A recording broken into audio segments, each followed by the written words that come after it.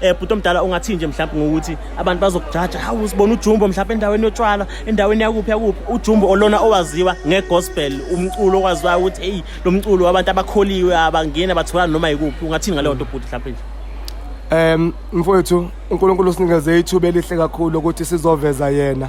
kwi-generation yethu so ngicabanga ukuthi engqondweni yakho so uyabona ukuthi uNkulunkulu akukho la isaba ukungena khona futhi akukho la incipha khona uma kwenzeka lile kwangena omdumisayo waziwa ngegama lakhe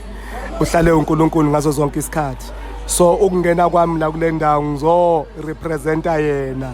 uNkulunkulu ongahlulwa lutho ngoba ngeke ukuthi indaba yotshwala lekube ukuthi yamhlula yena imnciphisa amandla cha imnciphisa amandla bazobona abantu abakhona khona la bazojabula futhi bazobusiseka okusho ukuthi umsebenzi kaNkulunkulu awuphathise mina uzokwenzeka noma kuthiwa yiphi location akehlulwa lutho uJesu so njengoba ngila sizo celebrate umfowethu ke uxola so kumele ke